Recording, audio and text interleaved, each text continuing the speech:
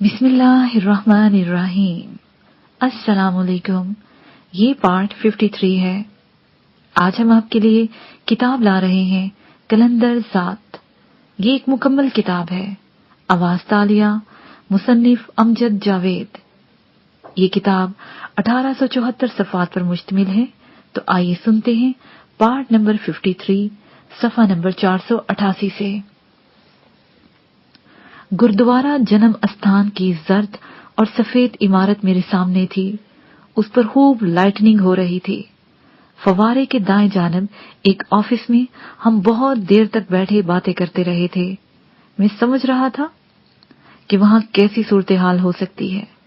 میں تانی کے ساتھ ڈیوڑی کے اندر گیا، کنویں کے پاس سے ہوتا ہوا بڑے صحن میں آ گیا اور پھر وہاں اس چھوٹے سے کمرے میں چلا گیا جہاں گرہنت صاف پڑی تھی۔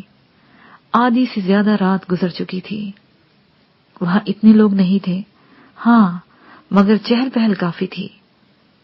میں اندر گرہنت صاحب کے پاس جا کر بیٹھ گیا۔ تبھی میری نگاہ وہیں ایک کونے پر بیٹھے ایک بوڑھے سکھ پر پڑی۔ وہ آنکھیں بند کیے ہوئے بیٹھا تھا۔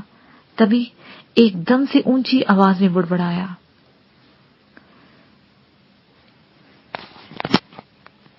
ایک اونکار سچے بادشاہ۔ پھر آنکھیں کھول کر میری جانب دیکھا اور کتنے ہی لمحے میری جانب دیکھتا رہا۔ اس کا چہرہ جذبات سے عاری تھا۔ اس کے یوں دیکھنے پر میں نے پوچھا، کیا بات ہے بابا جی؟ وہی سچ ہے، سچ بھی وہی ہے، وہی سچ رہے گا۔ سب اس میں ہے اور وہ سب کا ہے اور اسی سے سب ہے۔ وہ واضح لفظوں میں بولا، کیا یہ بات آپ مجھے کہہ رہے ہیں؟ سب کے لیے ہے پتر۔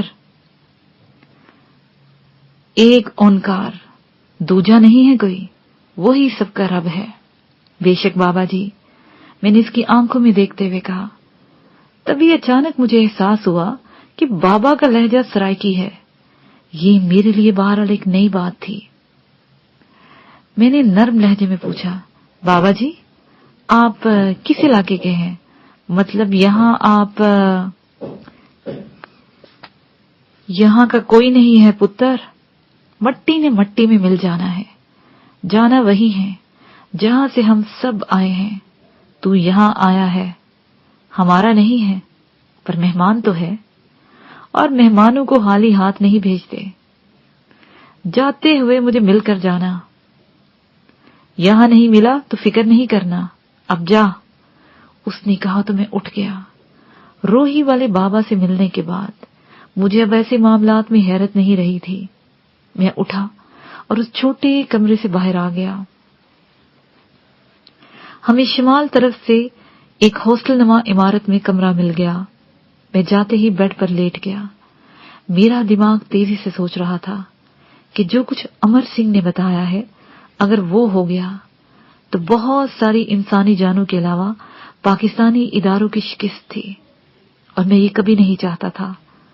تانی میرے پاس آ کر بیٹھ گئی، چند لمحے میری طرف دیکھتی رہی، پھر بولی، کیا سوچ رہے ہو؟ وہی جو امر سنگھ نے بتایا، اسی پر سوچ رہا ہوں کہ اتنی ہلکت ہے۔ یاتریوں نے کل رسوم ادا کرنی ہے۔ اتنے لوگوں میں ان چند افراد کو کیسے تلاش کر پاؤں گا؟ اس پر تانی نے مسکراتے ہوئے کہا، صرف تم ہی تو نہیں ہو، اور بہت سارے لوگ ہوں گے انہیں تلاش کرنے کے لیے۔ تم کیا سمجھتے ہو وہ تمہیں کو مل جائیں گے؟ دوسرے لوگ بھی تو انہیں تلاش کر سکتے ہیں، کر لیں، ہمیں کون سے کریڈٹ لینا ہے؟ بس اتنا معلوم ہو جائے کہ خطرہ نہیں ہے۔ اتنی بے نیازی؟ اس نے چونکتے ہوئے کہا۔ میں نہیں جانتا یہ کیا ہے، لیکن انسان اور انسانیت کو بچانے میں ہی ہمارا فرض ہے۔ تم یہ سوال کر سکتی ہو کہ یہ غیر مذہب کے لوگ ہیں تو ہمیں کیا؟ ایسی بات نہیں، یہ میرے دین کی ذمہ داری ہے۔ اسلام سلامتی سے ہے، امن دینے والا، اس کے دائرے میں آنے والا ہر ذی روح اپنے آپ کو محفوظ سمجھے، یہی میرا دین ہے، امن اور سلامتی والا۔ سب لوگ مذہب کے نام پر تانی، یہ میرا موضوع نہیں ہے اور نہ ہی میں اس پر بحث کر چاہتا ہوں۔ میں تو انسان کی بات کر رہا ہوں، میں نے اس کی بات کاٹ کر کہا تو وہ بولی، تو پھر سوچو کہ تم انہیں کیسے تلاش کرو گے، وہ کون لوگ ہیں؟ یہ میں تمہیں بتاتی ہوں۔ کیا مطلب؟ کیا کہنا چاہتی ہو؟ میں نے اٹھتے ہوئے پوچھا۔ اس نے اپنا سیل فون نکالا اور اس میں سے ایک تصویر دکھاتے ہوئے کہا، یہ ہے ان لوگوں کا لیڈر جو اس آپریشن کا ہیڈ ہے، اور اس کے ساتھ یہ 2 بندے ہیں۔ میں نے ان تصویروں کو دیکھا، وہ تینوں سکھ تھے۔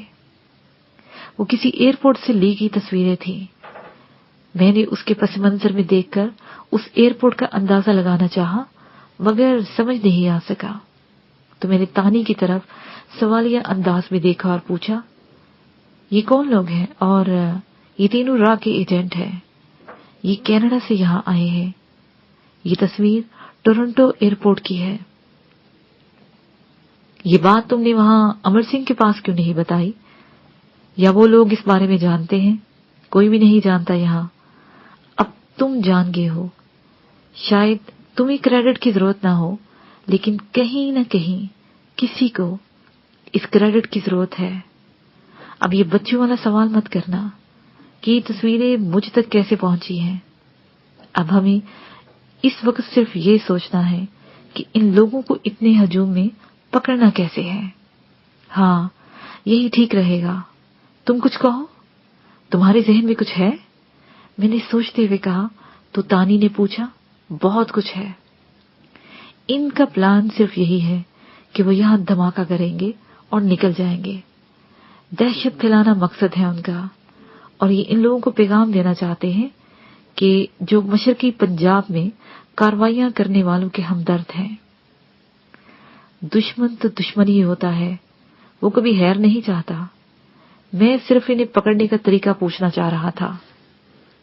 میں نے تانی کے چہرے پر دیکھتے ہوئے کہا، مجھے معلوم ہوتا تو اب تک جا کے پکڑ چکی ہوتی انہیں۔ تم یہ سوچو، اگر تم نے یہاں دھماکے کرنے ہوتے تو کیسے کرتے؟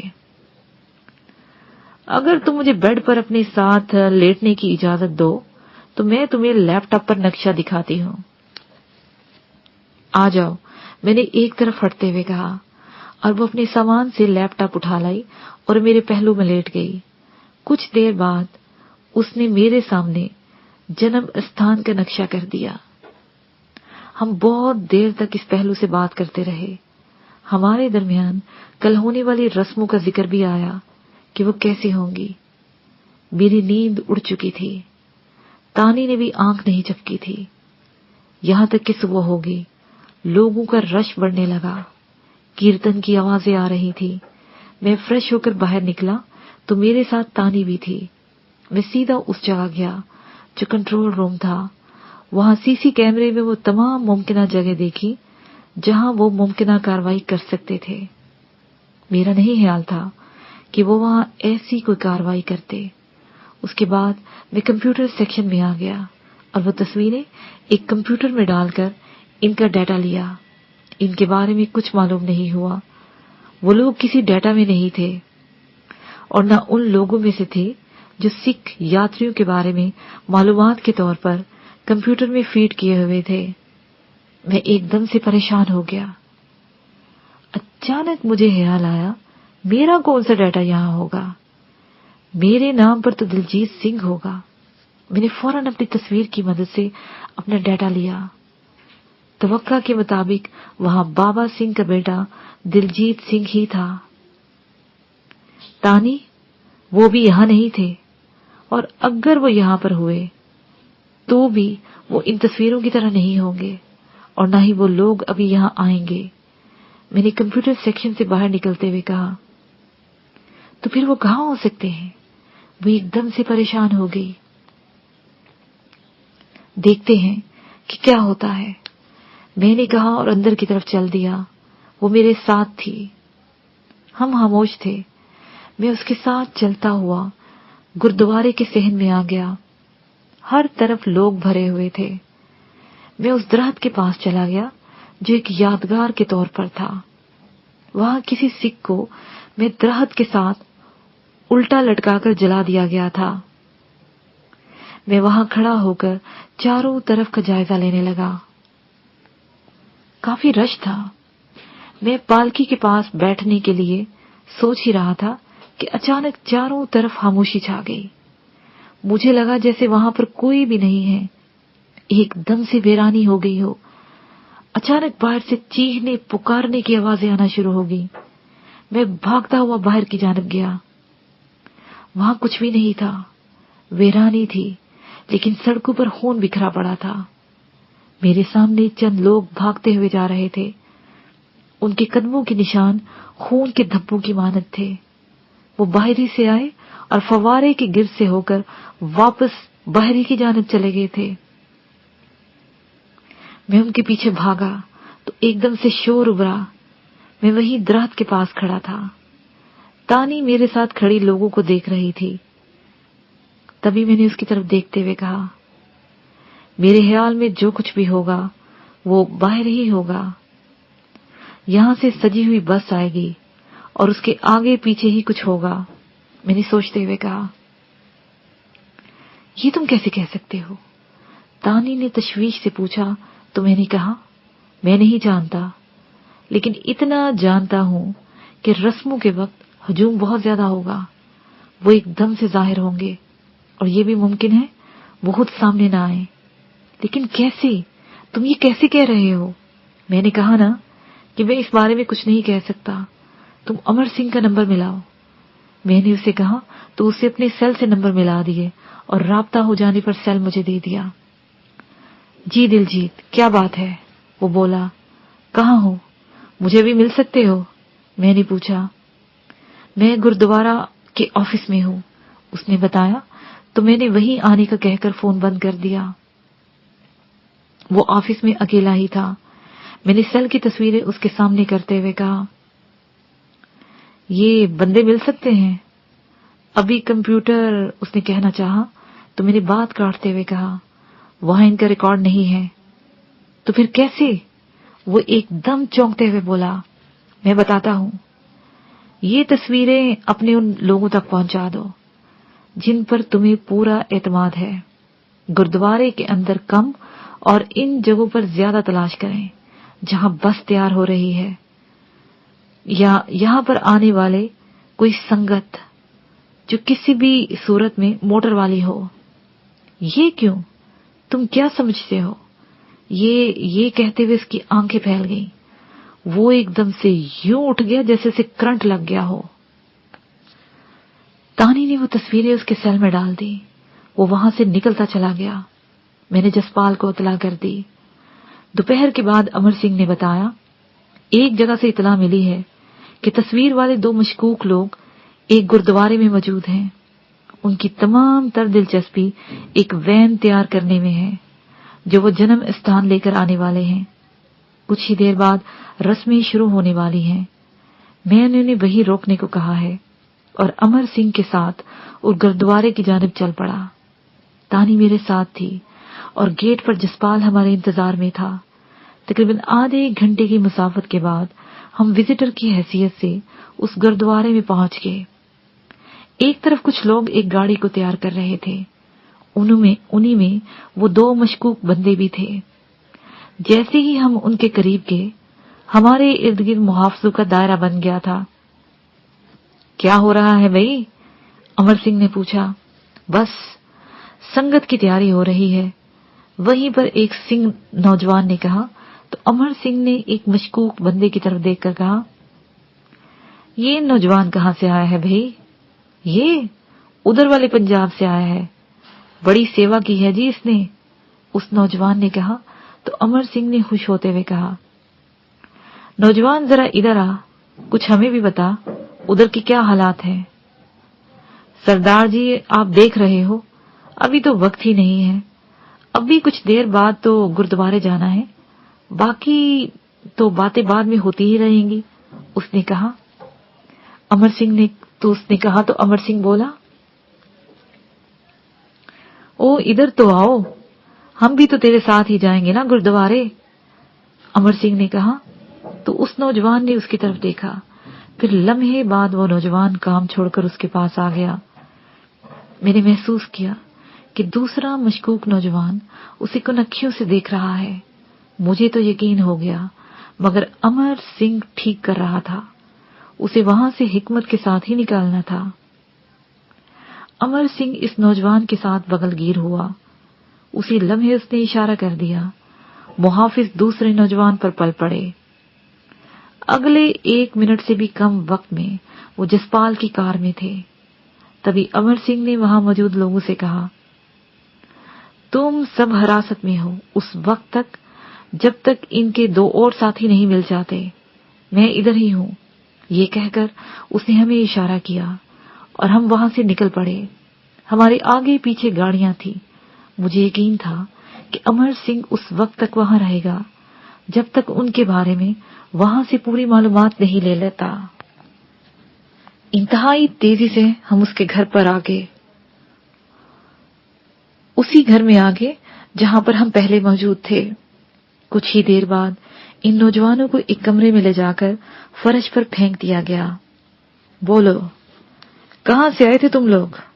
मैंने उनसे पूछा और दोनों ने इंतहाई खौफजदा लहजे में जवाब दिया, जी अमृतसर से जी, हमारे कागजात। बकवास नहीं, हकीकत। ये तस्वीर किसकी है, पहचानो।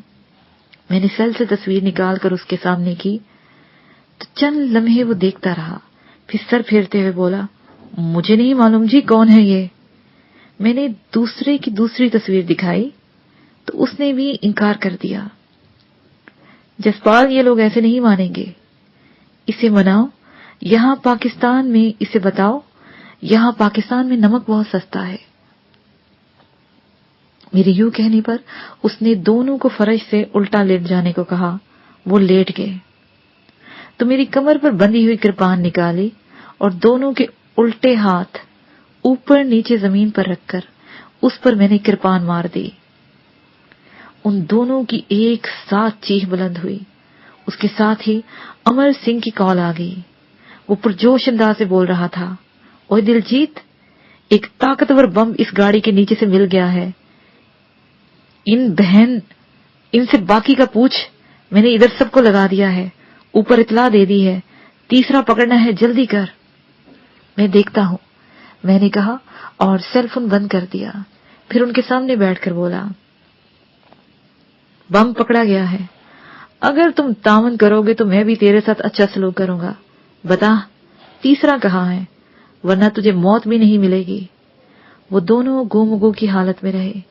इतने में तानी आगे बढ़ी और उनकी तरफ देखकर बोली, देखो, हमने तुम लोगों को सिर्फ यहां से ही रंगे हाथों नहीं पकड़ा है, बल्कि टोरंटो से तुम लोग हमारी निगाह में हो। तुम दोनों ने शायद गौर नहीं किया कि तुम्हारी ये तस्वीरें टोरंटो एयरपोर्ट की हैं और तुम जिसके लिए काम कर रहे हो हमें उसका भी पता है। अगर यकीन नहीं आता तो उससे बात करा दो तुम्हारी। तानी ने कुछ इस एतमाद से कहा कि वो एकदम चौंक गए। उनके चेहरे का रंग बदल गया। तानी ने उनके जवाब का इंतजार नहीं किया, बल्कि उन्हीं के सेल फोन अपने सामने रख लिए जो तलाशी में हाथ आए थे। तानी ने अपने सेल से नंबर देखे और फिर राब्ते का इंतजार करने लगी। कुछ देर बाद ही राब्ता हो गया। उसने स्पीकर ऑन कर दिया। हेलो, दूसरी तरफ से कहा गया। हेलो श्याम उर्फ बाबू शर्मा, तानी ने कहा। कौन हो तुम? वही जिसने तुम्हारे जन्म स्थान पर भेजे हुए बंदे काबू कर लिए हैं। बात करोगे उनसे? तानी ने तंजिया अंदाज में कहा। ये क्या बकवास है, दूसरी तरफ से चीख कर कहा गया तो तानी ने एक को बोलने का इशारा किया। मैं बात कर रहा हूं जी, मैं किसी को नहीं जानता। तुम ना जानो, लेकिन हम तुम्हें जानते हैं। तुमने पहल कर ली, अब हमारी बारी है। अब तड़पना नहीं, तानी ने नफरत से कहा तो दूसरी तरफ से राब्ता खत्म कर दिया गया। इन्हीं लम्हों में अमर सिंह आ गया। कुछ बताया इन मां ने? अभी तक नहीं, जसपाल ने कहा। तो फिर इन्हें करो फोर्सेस के हवाले, वो खुद पूछ लेंगे इनसे, अमर सिंह ने कहा। तो मैंने आखिरी कोशिश करते हुए कहा, अगर तुम अब भी अपने बारे में सच बता दो तो मेरा वादा है कि मैं तुम्हें नहीं मारूंगा, तुमसे अच्छा सलूक करूंगा और यहां से जाने भी दूंगा। वरना तुम्हें पता है कि वो लोग तो सब कुछ। अगर आप वादा करें कि मुझे सरहद पार करवा देंगे तो मैं सब कुछ बतला देता हूँ। एक ने कहा। बोलो। मैंने कहा तो वो कहता चला गया। इनका तीसरा साथी हसन अब्दाल में मसरूफ था। उसका प्लान ये था कि जैसे ही इन्होंने जन्म स्थान में धमाका करना था, इस धमाके की इत्तला उसे मिल जानी थी। उसी वक्त वहां भी धमाका कर दिया जाता। अगरचे वहां बंदे कम थे, लोग कम मरते या ना मरते, मगर पाकिस्तान में मौजूद हर गुरुद्वारे पर खौफ छा जाता। तो वो तीसरा हसन अब्दाल में है? मैंने पूछा तो उसने उसकी सारी तफसील बता दी। तब मैंने अमर सिंह से कहा, देख, मैंने इससे वादा किया है कि इसे कुछ नहीं कहना। मैं जब तक हसन अब्दाल से वापस ना आ जाऊं, इन्हें कुछ नहीं कहना। इनका ख्याल रखना है, इन्हें सरहद तक भी ले जाना है। चल, वादा। अमर सिंह ने कहा तो मैं और तानी जाने के लिए तैयार हो गए। जसपाल ने ड्राइविंग सीट संभाल ली। वहीं से एक शख्स भी हमारे साथ हो लिया। दोपहर का वक्त था और हसन अब्दाल का रास्ता तकरीबन 6 घंटे का था। रास्ते में हम अपने लोगों से राब्ते में थे। रात के साए फैल चुके थे। जब हम हसन अब्दाल पहुंचे, दाएं हाथ से शहर की जानिब मुड़े, फिर ऊंची नीची टेढ़ी सीधी सड़क तक से होते हुए एक तंग सी गली में आ गए। कार वहीं रोकी तो गुरुद्वारा पंजा साहब के दरवाजे पर काफी लोग मौजूद थे। उन्हीं में से एक बंदा आगे बढ़ा और उसने पहचानते हुए साथ ले लिया और अंदर की जानिब चला गया। दाएं जानिब पर बंधक कमेटी का ऑफिस था। हम वहां चले गए, जहां एक ज्ञानी हमारे इंतजार में था। वो हमें लेकर ऊपर की मंजिल में चला गया, जहां रहायशी कमरे थे।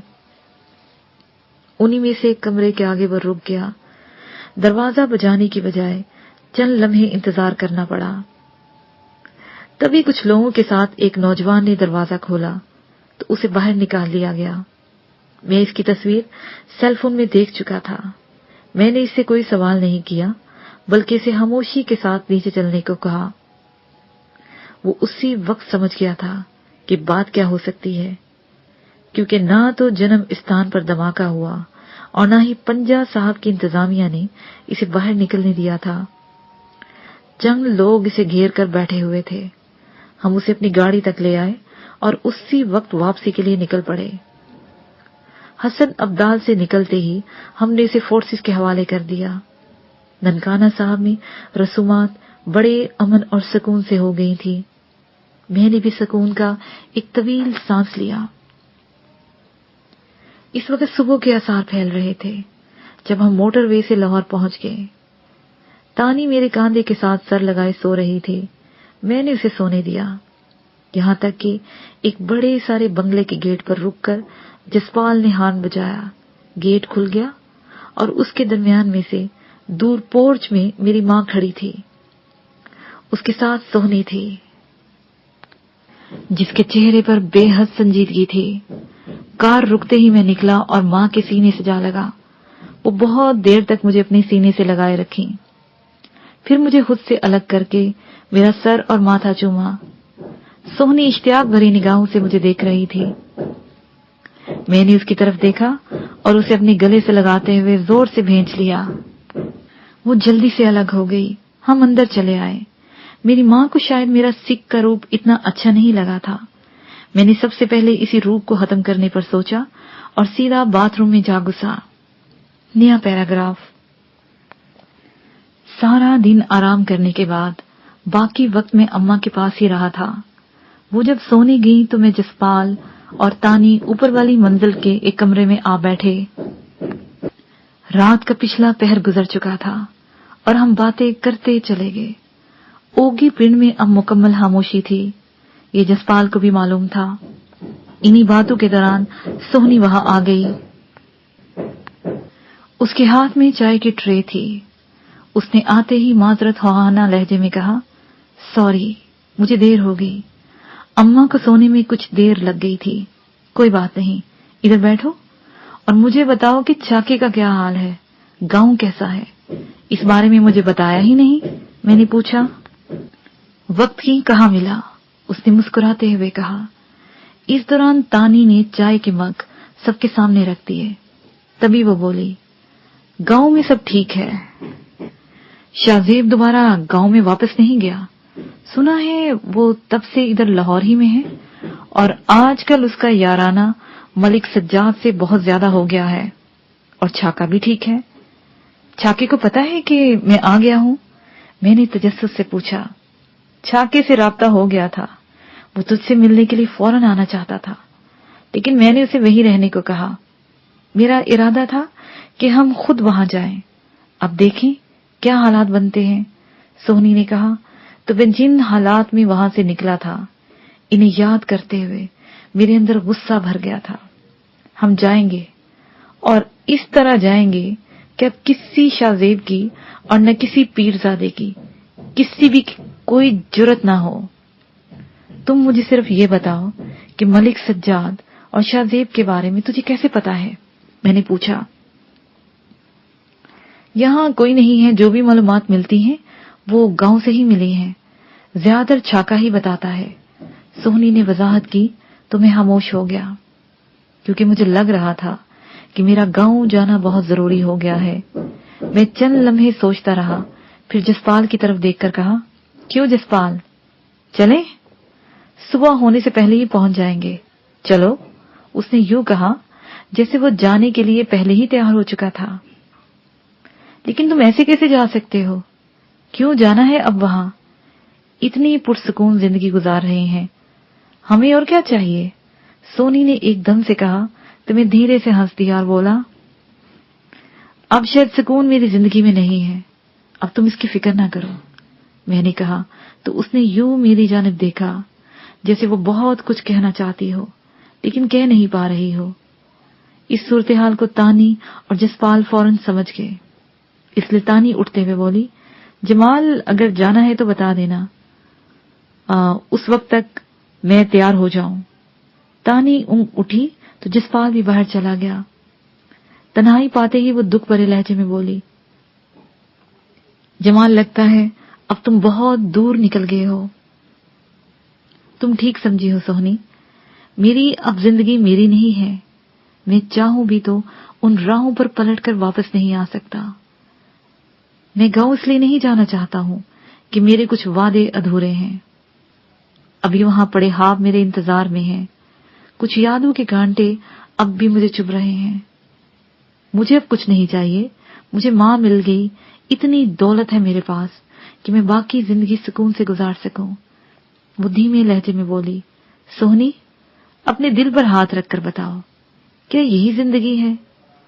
जहां तक हमारी दस्तरस है, हम अल्लाह की इस महलूक को उन जालिमों से नहीं बचा सकते जिन्होंने इन्हें बेदाम गुलाम बना रखा है। और वो बेचारे लोग इस शिकंजे को अल्लाह की रजा समझने पर मजबूर हैं। मैंने उसे समझाते हुए कहा, हम कहां तक और क्या कर सकते हैं? कितने लोगों से लड़ पाएंगे?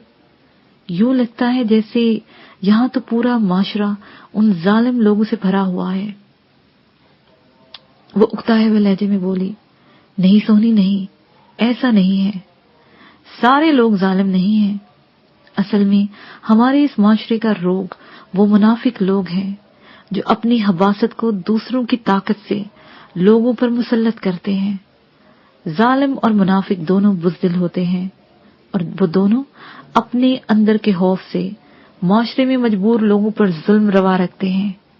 उन्हें बस कोई रोकने वाला हो, ये कुत्ते के मानंद दुम दबाकर भाग जाते हैं। न चाहते हुए भी मेरे लहजे में तल ही आ गई। इसका मतलब है तुम इन सबसे मुकाबले के ठान चुके हो?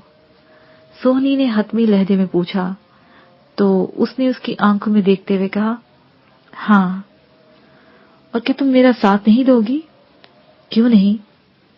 मैं तो कब की आस लगाकर बैठी हूं कि कब तुम मुझे कोई हुक्म दो और मैं। नहीं, मेरे लिए नहीं, उस अल्लाह के लिए और उसकी उस महलूक के लिए जिसने गोरे और कारे, अरबी और अजमी में कोई फर्क नहीं रखा। मुझे बताओ, क्या कसूर है उन लोगों का जो जमीन के इन खुदाओं के सामने बेबस हैं? इन्हें बेबस कर दिया गया है इस जमीनी निजाम में जकड़कर। जहां तक हमारा बस चलता है, हमें मुनाफिकों और जालिमों के खिलाफ लड़ना है। میں تمہارے ساتھ ہوں، صبح ہم یہاں سے اکٹھے ہی چلیں گے۔ اس نے میرا ہاتھ پکڑتے ہوئے کہا تو میں نے آنکھوں سے اس کی بات مان لینے کا اندیا دین دیا۔ اس کے ساتھ ہی یہ پارٹ اپنے اختتام کو پہنچا۔